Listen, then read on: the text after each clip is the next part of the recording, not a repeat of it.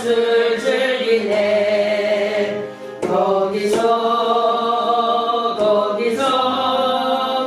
기쁘고 즐거운 집에서 거기서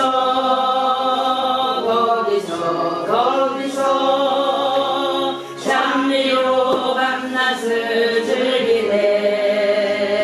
우리를 구원한 주님도 거룩한 그 집에 계시니 우리도 이 세상 떠날 때에 주님과 영원히 살겠네. 거기서 기쁘고 즐거운 집에서 거기서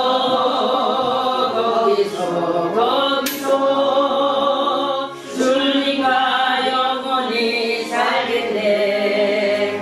우리의 인생이 끝나면 영원히 즐거운 곳에서 거룩한 아버지 모시고 기쁘고 즐겁게 살겠네. 거기서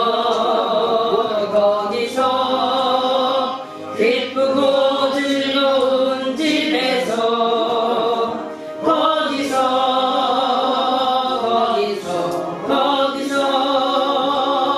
기쁘고 즐겁게 살겠네. 아멘.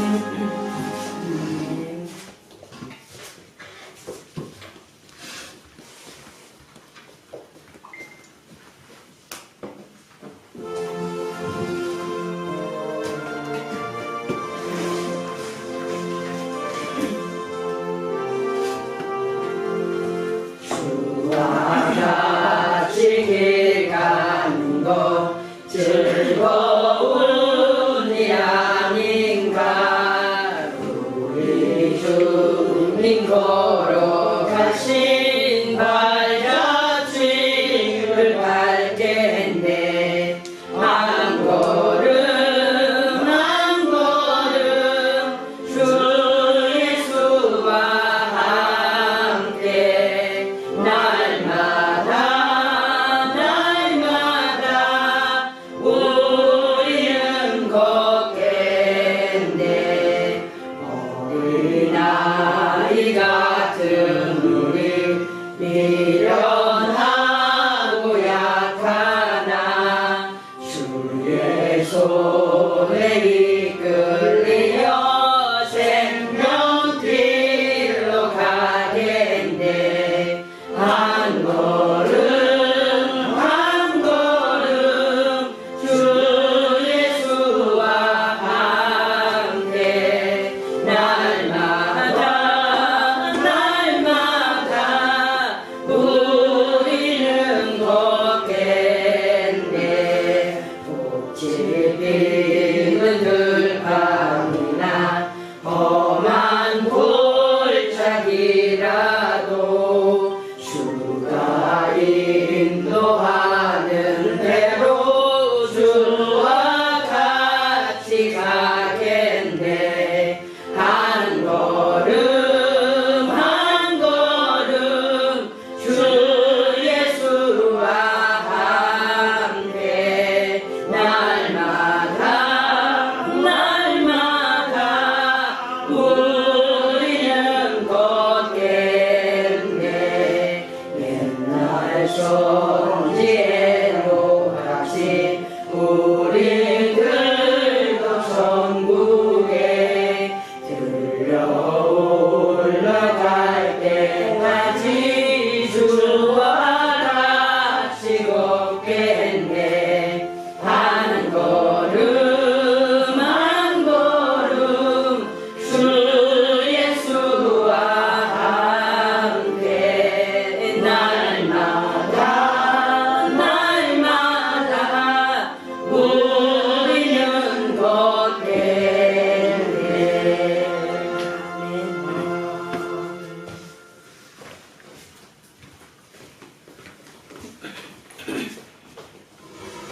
아멘. 할렐루야. 네. 다니엘이 난 운동하러 간 줄 알았더니 안 갔네.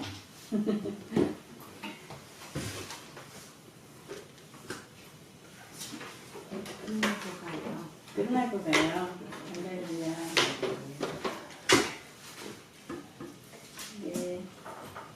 이 시간 나라와 민족을 위해서 우리 기도해 주시고요.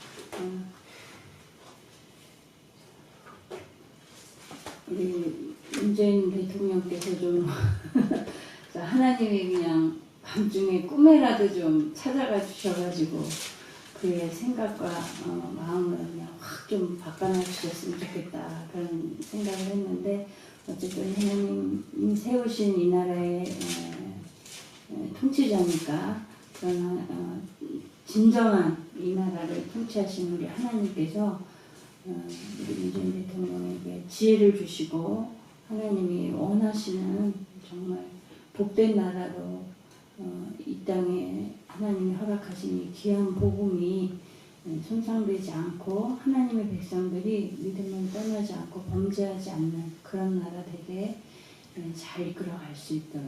왜냐하면 하나님과의 바른 관계를 가진 나라, 바른 관계를 가진 국민들이어야지 나라가 온전할 거 아니에요. 그래서 하나님 우리 문재인 대통령 그것을 깨달을 수 있도록 도와주세요. 문재인 대통령이 천주교인이고 또 사도니 목사님이래요. 그런데 전혀 그런 신앙적인 영적인 모습은 하나도 안 보이잖아요. 뭐 천주교인들은 원래 그렇긴 하지만 어쨌든 하나님 좀 만나주세요. 그래서 우리나라가 좋은 방향으로 잘 진행될 수 있도록 하나님 도와주세요. 그래서 우리의 염려가 정말 현실로 다가오지 않기를 소망하면서 우리 남북관계도 하나님이 허락하신 그 귀한 방법으로 통일될 수 있게 해주세요. 그런데 보니까 우리가 서독과 동독이 이렇게 통일된 것에 대해서 참 부러워하잖아요. 그런데 그런 게 종종 TV에 나오더라고요. 그런데 보니까 우연하게 아주 그냥 전혀 예상하지 못한 상황에서 어떤 관계자의 그 서독의 관계자의 말 한마디 실수 때문에 그 통일이, 그러니까 장벽이 무너졌다고 하더라고요. 그러니까 그걸 보면서도 이게 그냥 우연이 된 일이 아니라 그동안에 얼마나 이 독일의 서독과 동독의 그 많은 사람들이 나라의 통일을 위해서 정말 얼마나 많이 기도들을 했겠어요. 그 땅이 독일이라는 나라가 또 네덜란드 이런 데와 더불어서 아주 기독교가 아주 왕성했던 그런 나라들이잖아요. 그동안에 그 밑받침되어졌던 많은 기도들이 그 장벽을 무너뜨렸다라는 생각이 들더라고요. 그런 반면에 우리나라 지금 느슨해져 있는데 어쩌면 이런 어려운 상황들이 우리 기독교인들을 또 우리 한국인들을 다시금 이 위기감 속에서 일깨우고 하나님을 다시 찾도록 하는 그런 계기로 하나님의 채찍을 드시는 그런 순간이 아닌가 들어요. 더 큰 몽둥이로 맞기 전에 우리 나라 사람들이 다시금 돌이켜야겠고, 특별히 문재인 대통령과 그 지도부에 하나님의 은혜와 영감을 주세요. 그리고 나라를 위해서 기도해 주시고 우리 부모님들의 건강을 위해서 기도해 주시고, 또 우리 박 권사님이 엊그저께 시술을 받으셨는데 아직도 그 부분이 좀 불편하시대요. 그러니까 하나님 속히 잘 안을 수 있도록 하나님 치료의 강선을 비춰주세요. 그리고 위에서 기도해 주시고 오늘 예배를 위해서 기도하겠습니다. 전능하신 하나님, 아버지, 이 나라는 정말 하나님께서 아버지 귀한 복음으로 하나님 세우신 나라임을 저희들이 믿습니다. 하나님, 많은 이들의 기도와 아버지 헌신과 순교가 아버지 순교의 피가 이 땅에 흘려졌고 하나님께서 허락하신 귀한 복음으로 이 나라가 공개되었음을 저희들이 고백합니다. 하나님, 이제 대한민국 현재 2019년에 이 땅을 하나님 다시금 일깨워 주시고자 하는 하나님의 뜻이 있음을 저희들에게 하나님 이 나라를 아버지 이 백성을 아버지 이 땅에 믿음의 사람들의 기도가 다시금 일어나게 하여 주시옵시고 아버지 정말 스가랴와 같이 예레미야와 같이 아버지 나라와 민족을 위하여 눈물로 기도하는 사람들이 일어서게 하여 주시옵소서. 하나님 특별히 아버지 나라에 정말 지도자로 세우신 문재인 대통령과 그 지도부를 하나님 기억해 주시기를 원합니다. 하나님 그들의 생각과 마음을 하나님의 뜻에 아버지 획하도록 고쳐주시고 하나님 만나주셔서 아버지 하나님께서 원하시는 것이 무엇인지를 그들로 깨닫게 하여 주시사 이 땅에 하나님 허락하시고 이 땅에 하나님 예정하신 놀라운 일들을 아버지 이루어갈 수 있도록 그들에게 지혜와 믿음과 능력을 주시옵소서. 하나님을 아는 지혜를 허락하여 주시고 말씀대로 아버지 이 땅을 운영할 수 있는 아버지 그러한 능력을 허락하여 주시기를 원합니다. 이하여 이제 정말 주님 오실 날이 가까운 이때에 우리가 예수 그리스도의 오심을 아버지 기다리는 이 시대에 하나님 우리가 부패하지 아니하며 우리의 신앙이 다시금 하나님 앞에 온전히 바라서서 아버지 열방을 향해 가까이 있는 우리의 민족인 북한을 향하여 이 복음을 외치고 아버지 나아갈 수 있는 경건한 아버지 온전한 군사로서 부장될 수 있도록 도와주시옵소서. 오늘도 이 땅을 축복하시고 아버지에 대한 당신의 백성들에게 은혜와 능력을 부어주시기를 원합니다. 하나님의 말씀을 통하여서 깨닫게 하여 주시고 아버지 주님의 백성으로 살아갈 수 있는 힘과 능력을 허락하여 주시옵소서. 아버지 정말 우리의 부모님들을 위해서 간구합니다. 하나님 육체의 강건함을 주시기를 구하는데 하나님 더욱더 구하는 것은 아버지 그 영을 붙잡아 주시옵소서. 주의 성령께서 임재하여 주시옵시고 그 영을 바로잡아 주시옵소서. 하나님의 뜻과 아버지 정말 하나님이 원하시는 그 말씀대로 살아갈 수 있도록 깨닫는 은혜와 지혜와 순종하는 삶을 살 수 있는 능력을 허락하여 주시옵소서.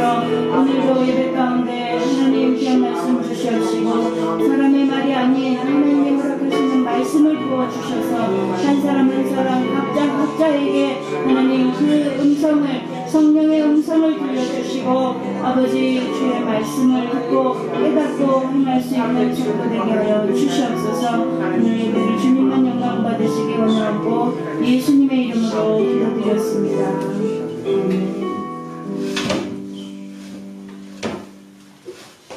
고맙습니다. 오늘 말씀은요 열왕기하 24장 36절. 할렐루야 마지막 절까지 37절까지 우리 교독하시겠습니다. 찾으셨죠 다? 여호아하스가 위에 나아갈 때에 나이 23세라 예루살렘에서 석 달을 치리하니라. 그 모친의 이름은 하무달이라 림나 예레미야의 딸이더라. 여호와스가 그 열쇠의 모든 행위대로 여호와 보시기에 아들을 낳았더니 바로 누고가 저를 하마 땅 림나에 가두어 예루살렘에서 왕이 되지 못하게 하고 또 그 나라로 은 100달란트와 금 1달란트를 벌금으로 내게 하고 바로 여호와 요시아의 아들 엘리야가 요시아를 대신하여 왕을 삼고 그 이름을 고쳐 여호야김이라 하고 여호와스는 애굽으로 저가 소서 주니라. 여호야김이 은과 금을 바로에게 주니라. 저가 바로 누고의 명령대로 그에게 그 돈을 주기 위하여 나라에 부과하되 국민 각 사람의 힘대로 액수를 정하고 은금을 늑봉하였더라. 여호야김 왕이 될 때에 나이 25세라 예루살렘에서 11년 지내라. 그 모친의 이름은 스리야라 루마 다 같이 여호야김이 그 열조의 모든 행한 일을 본받아 여호와 보시기에 악을 행하였더라. 아멘. 예, 정말 북이스라엘과 남유다를 정말 통틀어서, 그러니까 분열된 이스라엘 왕국 전체를 통틀어서 가장 훌륭한 왕이다 라고 할 수 있는 그런 말을 들을 수 있는 이 요시아가 죽게 되죠. 예, 죽고 그의 아들 여호아스가 왕이 됐어요. 근데 나이가 23세래요. 굉장히 젊은 나이죠. 예. 그렇지만 요시아가 왕이 된 것보단 훨씬 장성해서죠. 요시아는 몇 살에 왕이 됐죠? 8세. 예, 8세. 예, 8세에 왕이 됐어요. 어린 나이에 왕이 돼서 그래도 꽤 많은 시간을 통치를 했는데, 그러나 인간적으로 볼 때는 개인 한 사람의 인생으로 볼 때는 그렇게 길지 못한 인생을 살았죠. 네, 아주 청년의 혈기왕성한 그러한 때에 여호아스가 왕이 됐는데, 그런데 겨우 몇 달을 치리했대요? 왕으로? 석 달밖에 치리하지 못한 거예요. 네, 왜냐하면 그가 애굽 왕에게 그 자기 아버지를 전쟁 속에서 죽게 했던 그 바로누고 왕이 이 여호아스를 잡아다가 자기 애굽 나라로 데리고 가버린 거죠. 그러니까 볼모같이 우리나라도 뭐 명나라, 청나라 그런 속국으로 있을 때 왕자들이나 뭐 이렇게 많이 붙잡혀 갔잖아요. 공주도 데려다가 그 나라에 저기도 삼고 그랬는데 어쨌든 그런 형태로 지금 여호아스가 붙잡혀 가서 긴 통치를 하지 못하고 잠깐 그냥 왕이라는 명분으로 섰다가 물러서게 된 것 같아요. 그런데 이 여호아스가 장자가 아니에요. 몇째 아들이냐면 여기 뒤에 보면 넷째 아들이에요. 넷째 아들인데 왜 여호아스가 왕이 됐을까? 그 자세한 내용은 이유는 성경에 나오진 않지만 좀 추측을 해보자면 어쩌면 요시아 왕이 가장 총애하는 아들이었나 그런 생각도 들고요. 그런데 이제 이 유다 국민들이 데려다가 국민들이 직접 그 앞에서 왕으로 삼거든요. 기름을 부어서. 그런 걸 볼 때는 어떻게 보면은 이 국민들의 지지를 환호를 받는 그런 마치 다윗 왕의 아들들 중에 영모를 했던 압살롬 같이 그의 아름다운 용모로 인해서 또 흠이 없는 여러 가지 조건들로 인해서 백성들이 굉장히 좋아했잖아요. 인기가 높았었잖아요. 그런 것 같이 어쩌면 이 여호아스도 그런 지지를 받는 국민들이 좋아하는 그런 왕자였을지도 모르겠다 이런 생각이 들어요. 어쨌든 자세한 내용은 나오진 않지만 그가 넷째 왕자임에도 불구하고 왕위에 올랐어요. 그러나 석 달밖에 통치를 못하게 된 거죠. 그러니까 그렇게 넷째가 왕이 될 때는 그만한 뭔가 특별한 이유가 있어서 넷째가 왕이 됐을 때는 그 자신이 왕으로 오르게 되었을 때 얼마나 기뻤겠어요. 그리고 자신만만하고 아버지의 인정을 받았든 국민들의 인정을 받았든 뭔가 인정받을 만한 요소가 있어서 자기가 왕이 됐다라고 생각하고 굉장히 자랑스러워할 만한 그런 뭔가가 있었을 텐데 그가 왕이 돼서 기쁜 것도 잠시 겨우 석 달 만에 그것도 그냥 정상적인 생활을 하는 것도 아니고 애굽의 볼모로 붙잡혀 갔으니까 아주 처참한 상황이 된 거죠. 말하자면 포로잖아요. 왕에서 포로로 전락하게 되는 그러니까 정말 한치 앞을 인간은 내다볼 수 없는 그런 존재다, 유한한 존재다라는 걸 다시 한번 실감하게 하는데요. 예, 그만큼 우리 인간은 장래의 일을, 미래의 일을 우리가 예측을 하긴 하지만 그렇다고 해서 그 예측한 대로 다 된다고 보장할 수 없는 그런 무능한, 유한한 그런 존재라는 걸 우리가 너무 스스로들도 잘 알고 있죠. 왜냐하면 이 모든 인생의 주관자가 바로 이 역사를 주관하고 계신 여호와 하나님이시기 때문에 우리의 원하는 대로 우리의 힘대로 우리가 우리의 인생을 내일을 만들어 갈 수 있는 그런 능력이 우리에겐 없죠. 예, 그럼에도 불구하고 사람들은 내가 나의 내일을 충분히 만들어 갈 수 있다. 나의 내일은 내가 보장한다. 이런 마음으로 아주 살아가는 사람들도 많이 있어요. 그래서 내가 나의 인생의 계획을 이렇게 세우고 나는 그것대로 내가 목표한 대로 그만큼 어떻게 언제 어떤 성공을 이룰 것이고 언제 무엇을 이룩해서 나는 성공적인 삶을 살 거다. 이렇게 많은 사람들이 계획을 하는 경우도 많이 있죠. 그렇다고 해서 그거대로 될 수 있을까요? 그러지 못한다는 거죠. 왜냐하면 모든 시간과 역사를 주관하시는 분이 하나님이신데 하나님과의 관계가 바르지 못하고서 내가 내 인생을 계획하고 설계한다고 해서 내가 마음먹은 대로 내 인생을 살아갈 수가 없는 거죠. 네, 예수님께서 당신의 그 재림에 대해서 이야기하실 때, 말씀하실 때 때와 기한은 아버지께서 자기의 권한 아래 두셨다. 이렇게 말씀을 해주셨잖아요. 그러니까 그게 그렇다고 해서 그 딱 재림의 때와 기한이라는 것이 이 재림의 때만 말하는 것이 아니고 우리 인생의 인간들의 모든 시간에 대해서 통틀어서 얘기하시는 의미죠. 그러니까 이 시간을 주관하고 계신 분이 하나님이시라는 거예요. 우리가 우리 마음대로 이 하나님이 정하신 시간들을 우리가 바꿀 수 없다는 거죠. 예를 들어서 지금 예수님이 많은 비유들 가운데 어리석은 한 부자에 대해서 얘기하시잖아요. 내가 창고에 많은 재물을 그득그득 양식을 곡식을 쌓아 놓았으니까 나는 내일 안전할 것이다. 그렇게 얘기했지만 하나님께서 그를 향해서 미련한 자야. 내가 오늘 밤 너의 영혼을 거두면 네가 어떡할 것이냐. 그렇게 말씀하시잖아요. 그러니까 이 부자는 많은 것을 노력해서 성공적인 인생을 살았다라고 자부하면서 자기 창고에 많은 것으로 나의 미래와 장래를 노후를 안전하게 살 수 있도록 다 만들어 놓았다고 자부하지만 하나님이 보시는 것은 하나님이 갖고 계신 계획은 그게 아닌 거죠. 그러니까 부자의 계획대로 되는 것이 아니라 하나님의 계획대로 사람의 인생은 이루어져 가는데도 사람은 자기의 죽음을 전혀 예측할 수 없음에도 불구하고 인생을 그렇게 바로 보지 못합니다.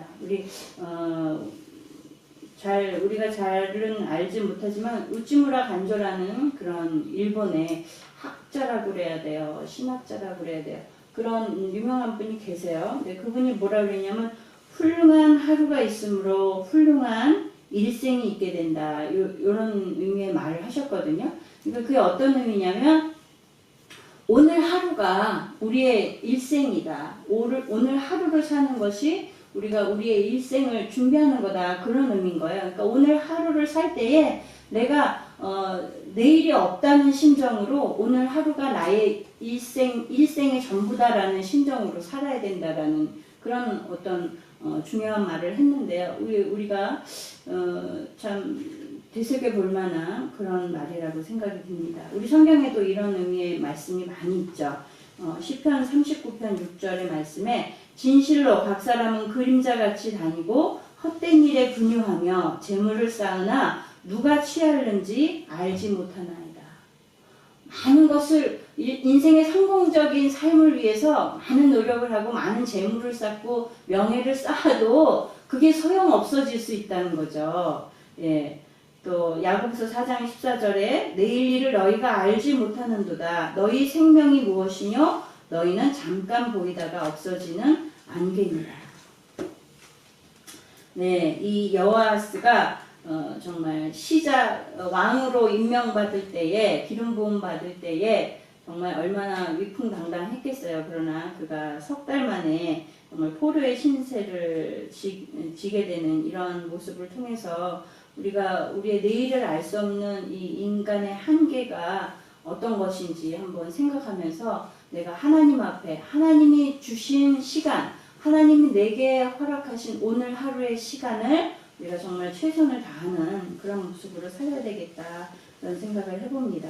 예, 32절에 보면 이 여호아하스 딱 석 달을 왕으로 있었는데도 불구하고 그에 대한 평가가 나와요. 악한 왕이었다 그래요? 좋은 왕이었다 그래요? 악을 행하였다고 그랬어요.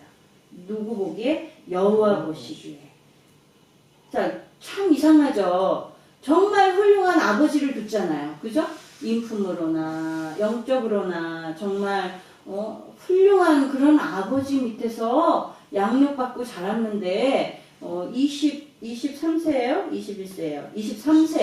23세의 왕이 됐는데 그러면 충분히 아버지로부터 교육을 충분히 받았겠죠. 그리고 아버지가 살아계시는 동안 그 행했던 모든 하나님 앞에 유월절 예배를 드리는 것과 말씀을 온 백성에게 선포해서 자식들에게 안 가르쳤을 리가 없죠. 그런데 어떻게 이 아들 여호아스는 이런 악하다는 평가를 받게 됐는가. 그러니까 참 어떻게 우리가 자식에게 재물은 유산으로 줄 수 있지만 이 믿음을 유산으로 준다는 것이 얼마나 어려운 일인가를 또 한 번 실감하게 되는 거죠. 그가 어떤 성장 과정을 겪었는지 자세한 것은 나오지 않지만 충분히 이 요시아가 자기 자녀들에 대해서 교육에 대해서 신경 쓰지 않았을까 이런 생각을 해볼 때는 참 안타깝습니다. 왜냐하면 그렇다면 이 경건한 아버지 밑에서 아버지 요시아로부터 출생해서 성장한 것 자체가 사실은 여호아스에게는 귀중한 기회거든요. 왜냐하면 경건하지 않은 부모에게서 태어나서 양육받았을 때와 경건한 부모에게 양육받았을 때와 어떤 게 더 하나님 앞에 경건한 자가 될 확률이 높겠어요. 아무래도 경건한 부모님 밑에서 성장할 때에 더 경건할 수 있는 확률이 높겠죠. 그런 기회가 더 많겠죠. 그럼에도 불구하고 이 여호아스가 악한 자의 반열로 들어섰다는 건 그 자신이 그런 선택을 했다는 거죠.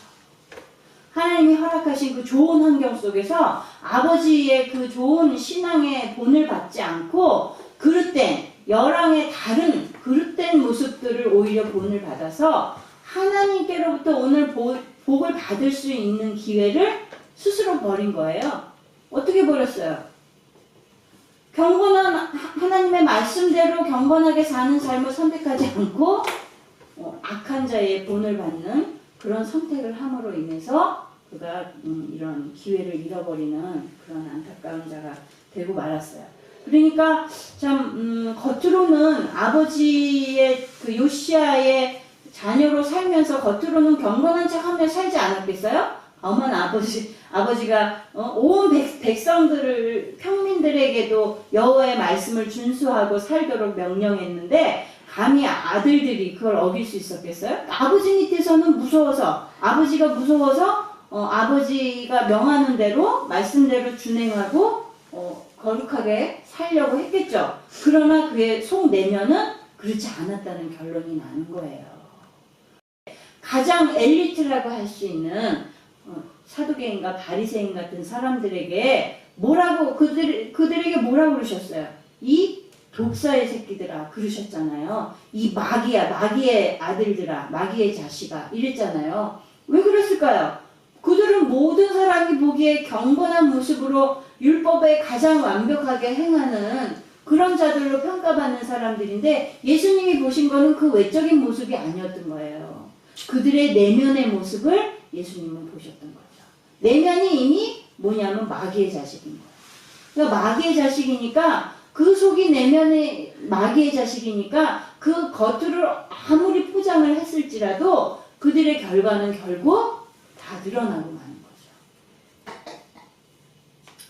네, 좋은 나무에서 좋은 열매가 나온다고 그러죠. 그러니 그 열매를 보아서 우리가 그 나무의 좋고 나쁨을 알 수 있다고 그러셨어요. 그런 의미에서 참 우리가 인간적인 방법으로 사람의 내면을 고친다는 것은 불가능하다. 이런 생각에 결국은 이르게 되는데요.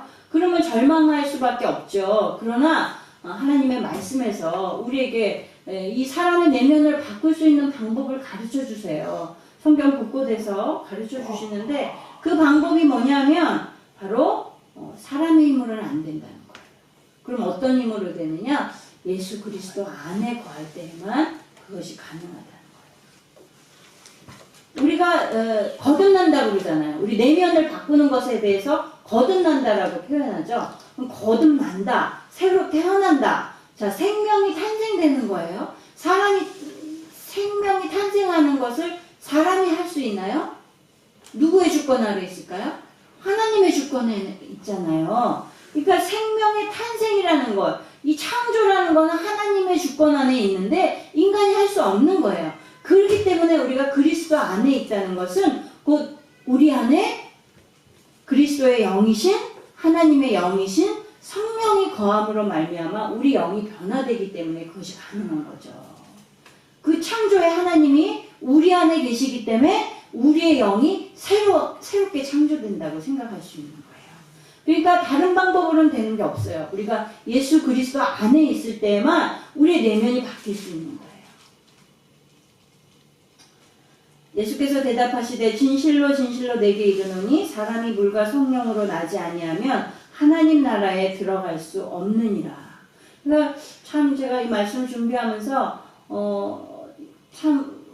안타까운 영혼들이 있죠. 정말 도대체 변하지 않는 성품이 변하지 않아서 오늘도 우리 목사님하고 우리 김복희 집사님하고 셋이서 새벽 예배를 드리면서 셋이만 드릴 때는 우리 목사님이 그냥 아주 그냥 설교가 길어져요. 네, 안타까우니까 변하지 않는 것이 안타까우니까. 네, 제가 그런 그 생각이 나더라고요. 하나님이 꿈을 통해서 제가 그냥 막 애쓰고 힘쓸 때예요. 근데 하나님이 변하지 않는다. 변화시키려 애쓰지 마라.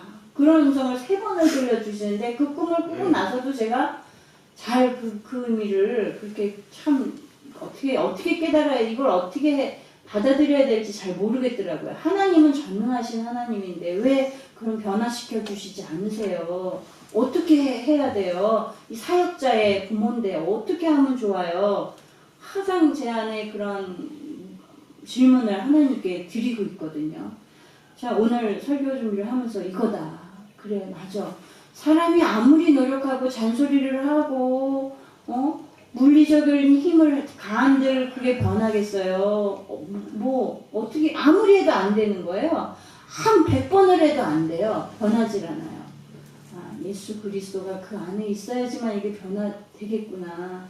예수 그리스도가 그 안에 있도록 해줘야 되는데 그런 안타까움이 다시 한번 들면서 더 많이 기도하고 정말 한 사람 그분뿐 아니라 다 마찬가지죠. 우리 안에 정말 그리스도의 모습이 그리스도의 영이 우리 안에 있어서 우리의 내면이 온전하게 변화된 사람이 저희가 그래요. 그러고 말할 수 있는 사람이 몇이나 되겠어요. 그죠?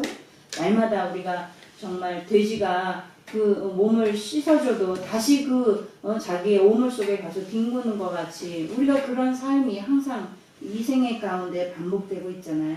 그러니까 우리는 하나님을 의지할 수밖에 없고 성령을 의지할 수밖에 없는 거예요. 그죠? 우리 안에 그리스도의 영이 나를 정말 돌이켜주시고 깨닫게 하시고 변화시켜 주시기를 날마다 구하지 않으면 우리는 정말 하나님의 자녀로서 그 이름에 맞게 살아갈 수가 없는 그런 연약한 존재다라는 걸 다시 한번 깨달으면서 우리 안에 그런 안타까움으로 서로 지체들의 그런 연약한 모습들이 보일 때에 우리가 위에서 기도해 주시고 또 자신의 연약함을 혼자만 갖고 있지 말고 함께 나누면서 기도의 요청을 하고 그래야 또 나도 변화되려고 노력하지 않겠어요? 네, 그런 가정들이 우리 성도들 가운데 있기를 원합니다. 맨날 이희숙 목사님이 성령의 레일을 위로 올려놔라 하는 음성을 들었다는 그 말씀을 하실 때마다 참 새로웠는데요. 우리가 우리 자신뿐 아니라 또 우리 주변의 가족들 또 이런 분들 안타까운 영혼들을 위해서 정말 그분들이 또 내 자신이 성령의 내일 위에 우리가 기차 바퀴를 척 올려놔야지 갈 거 아니에요. 그냥 자갈밭에 그냥 굴러가려면 힘들잖아요. 이 성령의 내일 위로 올려놓으면 간단한 이 문제. 그러나 우리가 성령 안에 온전히 거하기를 위해서 노력해야 되겠습니다. 예, 34절을 보면요. 이 애굽 왕이 이제 내정 간섭을 하는 거죠. 이 남유다의 이제 요시야 왕을 전쟁을 통해서 죽여놓고는 이제 그 다음 왕으로 내정된 여호아스에 대해서 이제 왕위를 폐위하고 다른 둘째 아들을 이제 왕으로 세웠어요. 그러니까 이제 내정 간섭이 들어갔다는 건 뭐예요? 이제 유다가 이 애굽에 속국의 하나가 됐다는 의미가 되는 거죠. 그러니까 더 이상 이 나라의 왕도 왕으로서의 힘이 없는 그런 상태가 된 거예요. 이렇게 된 이런 지경에 이르는 이유가 뭐예요? 이 유다가, 또 유다의 백성들이, 유다의 왕이 하나님의 품을 떠났기 때문에 그렇잖아요. 하나님의 품 안에, 하나님의 손 안에 있었다면 그들이 이런 다른 나라에, 이방 나라에 이런 속국으로 지배하에 들어가지 않아도 됐을 텐데, 유다는, 이 왕들은 하나님의 품에서 떠나고 하나님의 말씀에서 떠나고 하나님의 손을 벗어나는 것이 자유다라고 생각했을 거예요. 그래서 이 이제 자유를 향해서 하나님의 품을 떠나와서 속 시원하다 했을지 모르지만, 그러나 하나님의 품을 떠나는 순간 그들은 사단의 지배를 받게 되는 거죠. 우리가 하나님 말씀대로 사는 게 너무 힘들어요, 그렇게 생각할 때도 있죠. 그러나 하나님의 품을 떠나고 하나님의 말씀을 떠나면 기다리는 것은 우는 사자와 같이 삼킬 자를 두루 찾으며 찾는 마귀가 기다리고 있는 거예요. 왜? 원래 자기 백성이었으니까. 인간이 자기의 지배하에 들어왔는데 예수 그리스도로 말미암아서 다시 하나님의 자녀로 뺏기게 됐거든요. 그런데 그런 자들이 하나님의 말씀을 거역하고 하나님의 품을 떠나게 되면 옳았구나 하고 사단이 기다렸다가 삼키는 거죠. 지금 유다가 그 지경이 된 거예요. 어떻게 요시아 같은 그런 훌륭한 왕을 뒀던 백성과 이 아들들이 이런 지경에 빠지게 됐는가. 그런데요, 이 뒤에 보니까 이런 모든 것이 정말 므낫세의 죄로 말미암음이다, 이런 말씀이 나오거든요. 그러니까 하나님께서 한 왕, 므낫세 뿐이겠어요? 유다의 모든 백성들이 똑같이 행했죠. 이 죄가, 우상을 숭배하는 죄가 얼마나 무서운 죄인지 우리가 실감을 해야 됩니다. 우리가 하나님의 품을 떠난다는 것이 하나님을 완전히 버리고 떠나는 것뿐만 아니라 하나님께 속한 것을 외면하고 세상의 것을 바라보는 것도 하나님을 떠나는 것이다, 이런 생각이 들더라고요. 우리가 다 경험들이 있기도 하고 없기도 하겠지만, 우리가 하나님보다 더 사랑하는 세상의 것이 생겼을 때에 우리가 어떤 사단의 공격을 받는지 여러분들이 경험을 해보셨을 거예요. 아직 우리 자녀들은 그런 경험을 해볼 기회가 없었겠죠. 온실한 하초같이 그냥 부모님들이 조금 말씀에서 벗어날 것 같으면 그냥 온갖 방법을 동원해서 말씀에 바로 설 수 있도록 옆에서 도와주셨죠. 그러니까 그런 기회가 없었지만, 앞으로 세상 속에서 살다 보면 스스로 선택하고 스스로 결정하는 그러한 때에 아마 이러한 경험도 하게 될 거라 생각이 듭니다. 그러할 때에 이 말씀을 기억해서 다시금 하나님 품으로 돌이키는 것만이 회복의 은혜가 올 줄로 믿습니다. 네, 이 36절부터 37절의 내용은 이제 여호아스가 폐위되고 이제 여호야김이라는 왕이 25세에 2살 더 어리네요, 그죠? 네, 2살 위의 형이네요. 네, 제가 알기로는 둘째 왕자로 알고 있어요. 여호야김이 왕이 됐어요. 이제 18대 왕이죠. 그래도 조금 길게 있었어요. 11년을 왕으로 있었는데, 이 여호야김도 마찬가지로 여호와 보시기에 악을 행했다. 참 안타까워요. 참 충분히 훌륭한 인생을 살 수 있는 그런 기회가 있었는데도 그는 이 경건한 부모의 그 지도를 저버리고 하나님의 말씀을 저버리고 이런 악한 자로 살았습니다. 예, 그가 이런 결국 이 마지막에 이런 불행을 겪게 되는 것은 자기 스스로 훌륭한 선조의 믿음을 계승하지 못한 그 기회를 그대로 흘려보낸 것이 자기의 결정적인 불행의 시작이 아니겠어요? 하나님께서 우리 인생에 많은 기회들을 주시는데 이 기회들을 참 사실은 잘 잡아야 됩니다. 그래서 이런 주신 기회들을 놓치게 되면 정말 열심히 노력하고 살아도 때로는 후회하는 삶을 사는 경우들이 많이 있어요. 그때 그러지 말았어야 되는데, 또는 그때 그걸 어떻게 하나님이 주신 기회였는데 그거를 하지 못한 것이 내 일생일 때 후회다. 이런 어른들의 얘기들을 우리가 많이 듣죠. 요시야는 사실 어린 나이에 왕이 돼서 31년간을 통치하면서 39세에 죽은 건가요? 그러니까 참 39세는 너무 인생이 짧은 인생이잖아요. 그러나 인간적으로는 짧은 인생을 살았지만 그는 굵고 짧은 인생을 한 거예요. 그죠? 왜냐하면 하나님 보시기에 다르게 살았으니까. 하나님이 인정하시는 삶을 살았으니까. 그가 단명했다 할지라도 그는 영원한 나라에서 하나님 나라에서 많은 상급을 가지고 살 수 있겠죠. 우리 인생에 있어서 저기 선교사님이 그러시는데 거기에 그 원장님이 그러신대요. 남들은 짧고 굵게 살기를 원한다는데 나는 가늘고 길게 살 거야. 그러신대요. 그래서 그랬다고 그냥 선교사님이 그냥 안타까워가지고 도대체 어떻게 그럴 수가 있냐고 그러시더라고요. 그러니까 뭐예요? 우리가 듣기도 좀 안타깝죠. 참 그런 의미에서 장수하는 것도 참 하나님이 주신 복이라고 그랬어요. 장수하는 것도 좋지만 우리가 참 많은 이제 문명의 많은 이기들을 우리가 혜택을 받으면서 부유한 가운데 살면서 우리가 장수하기 위해서 많은 노력들을 해요. 그러나 우리가 사실은 장수하기 위해서 애쓰는 것보다도 더 중요한 것은 우리가 하나님 보시기에 훌륭한 삶을 사는 게 사실은 더 중요하겠죠. 왜냐하면요, 이 인생은 길어야 100인데 우리가 보기에 100년이라는 이 시간은 우리가 보기에는 길지만 우리의 전 역사 속에서 또 하나님의 시간 속에서 우리의 사는 이 한 인생의 시간은요 굉장히 정말 한순간에 불과한 시간이거든요.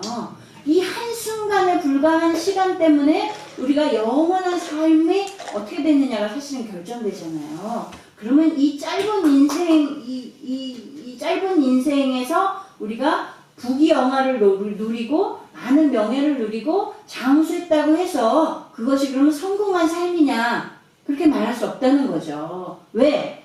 우리의 삶은 이 땅에서 우리가 육체를 입고 있는 이 인생뿐만이 아니라 이 이후에 벌어질 영원한 삶이 우리에게 주어져 있기 때문에 이거는 그냥 한순간에 불과한 거예요. 이걸 가지고 이 땅에서 평안하고 오래 살고 잘 먹고 잘 사는 것이 성공한 것이야 라고 전혀 말할 수 없다는 거죠. 그럼 뭐가 성공한 인생이냐? 뭐가 성공한 삶이냐? 그 이후에 오는 영원한 삶 속에서 하나님의 복을 받고 구원에 이르는 삶을 살아야지 그것이 진정한 성공인 거죠. 그렇다면 이 땅에서 사는 이 60이든 80이든 100이든 이 시간을 어떻게 살 것이냐? 하나님과의 바른 관계를 위해서 노력해야지 우리가 우리의 정말 장수를 위해서 또는 우리의 물질을 쌓는 것을 위해서 아니면 자녀가 잘 되는 것을 위해서 우리의 명예를 쌓는 것을 위해서 살아서는 절대로 안 된다는 거예요. 무엇을 위해서? 나와 하나님과의 바른 관계를 위해서 사는 것이 진짜 성공한 인생이다. 왜? 그것으로 말미암아 우리의 구원의 방향이 달라지니까. 그 구원의 길로 가느냐, 구원의 길로 가지 못하느냐가 인생의 성공의 좌우지 이 땅에서의 평안함이 성공의 좌우가 아니라는 것을 우리 다시 한번 생각하면서 참 안타깝게 오늘 이 요시야의 훌륭한 아버지 밑에서 한 놈도 제대로 왕자가 나오지 못했다는 것이 너무나도 안타깝습니다. 어쩌면 다른 왕자들이 또 훌륭한 왕감이 있었음에도 불구하고 그들이 택하지 않았을지는 잘 모르겠어요. 그랬을지라도 그것조차도 하나님의 주권 안에 있는 거였겠죠. 네, 우리가 이러한 것을 보면서 다시 한번 우리의 자녀들을 또 나 자신이 정말 성령의 이끌림을 받는 삶 가운데 살 수 있도록 우리가 우리의 삶을 사는 방향을, 기준을, 인생의 성공의 기준을 다시금 되새기면서 다시금 그 기준을 바로 정비할 수 있는 우리 내이동교회 성도님들 되시기를 간절히 바랍니다. 기도하겠습니다. 전능하신 하나님 아버지, 하나님, 우리가 하나님이 주신 축복의 기회들이 정말 우리 주변에 너무나도 많이 있음을 다시 한번 생각하게 됩니다. 하나님, 요시아라는 훌륭한 아버지를 하나님이 주셨음에도 그 아들들이 이 믿음을 본받지 못하고 정말 하나님의 말씀을 저버리는, 주신 기회를 저버리는 이런 불행을 자초한 모습을 저희들이 보옵니다. 하나님, 우리가 다시 한번 이 경고로 새기며 우리와 또 우리 자녀들과 우리의 부모님들이 하나님과의 바른 관계를 위해서 오늘을 살 수 있는, 또 최선을 다하는 그런 모습으로 살 수 있도록 주님 우리를 붙들어 주시고 우리의 심령 가운데, 우리의 영 가운데 주의 영이 함께하여 주셔서 나를 주관하시고 정말 하나님의 말씀대로 순종하며 사는 오늘을 살 수 있도록 도와주시기를 원합니다. 그리하여서 정말 영원한 나라, 그 구원에 온전히 이르르고 하늘의 상급을 쌓는 성도로 살 수 있도록 남은 3일도 함께하여 주시옵소서. 감사드리며 예수님 이름으로 기도드렸습니다. 아멘. 주기도문으로 예배를 마치겠습니다. 이체하는 아버지여, 이름이 거룩히 여김을 받으시오며 나라의 임하옵시며 뜻이 하늘에서 이룬 것 같이 땅에서도 이루어지이다. 오늘날 우리에게 일용할 양식을 주옵시고 우리가 우리에게 죄 지은 자를 사하여 준 것 같이 우리 죄를 사하여 주옵시고 우리를 시험에 들게 하지 마옵시고 다만 악에서 구하옵소서. 대개 나라와 권세와 영광이 아버지께 영원히 있사옵나이다. 아멘.